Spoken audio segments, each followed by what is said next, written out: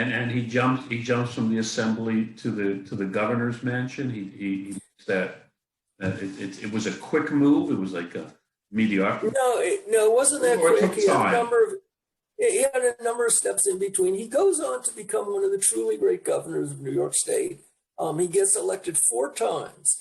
Up until the Cuomo's, which is a little recent for me as a historian. It was only him and Nelson Rockefeller that accolade of being elected 4 times. He was a remarkable governor. He was a national leader as the governor. This is when the Empire State really was the Empire State, when that really meant something.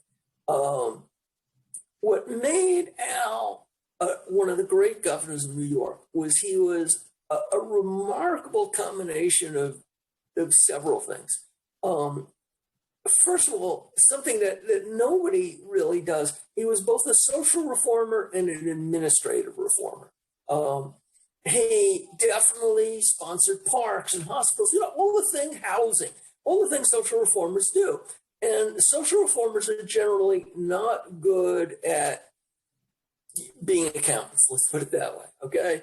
And he was. He had an abhorrence of chaos, and he just decided he's going to reform the state. Can I read a little bit from one? Absolutely, no, absolutely. All right, I got 2 passages.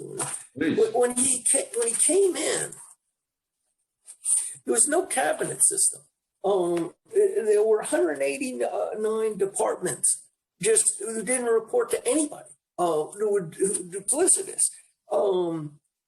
He says, he wrote, there was, for example, the Department of Military and Naval Affairs, a rather unusual organization, some might say, for state government, but its main responsibility was handling local militias. Okay, but it did not have ever any control over or anything to do with the Monument Commission of Miles Irish Brigade, the Adjutant General's Office, the Armory Commission, the New York State Monuments Commission, state expenditures for veterans of the Civil War and of the Spanish-American War. That's 2 separate bodies, of course.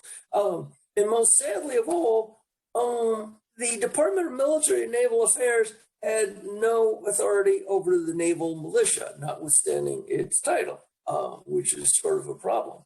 There was enormous overlap, and nobody knew where the money was going. And he fought the legislature, and he reformed it into a series of 12 cabinet positions that ran the government. He codified it. It was a remarkable achievement. He really made the modern New York State government.